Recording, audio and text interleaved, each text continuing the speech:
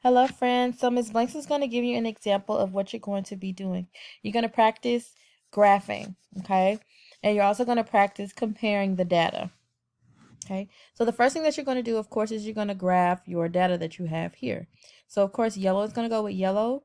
Red is going to go within the red category, okay? So when you're dragging or when you're putting your data on your graph, you're going to tap it one time and then drag it, okay?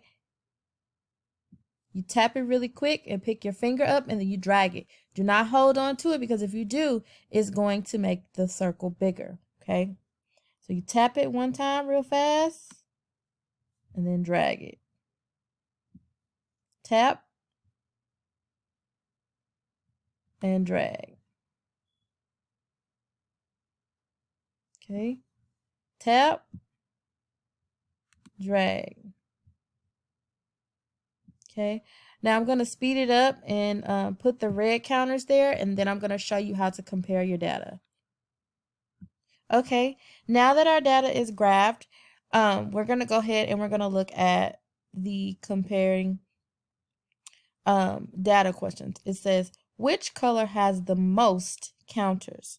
Okay, so when you choose your answer, you're going to have to decide which category has the most, yellow or red.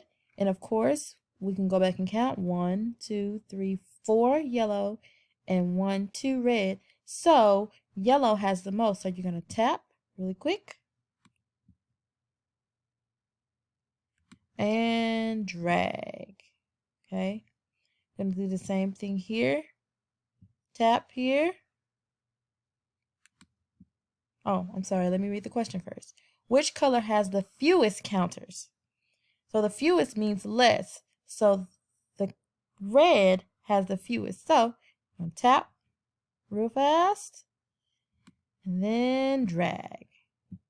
Okay? And that's all you're going to do. Okay? All right. Make sure you do your best.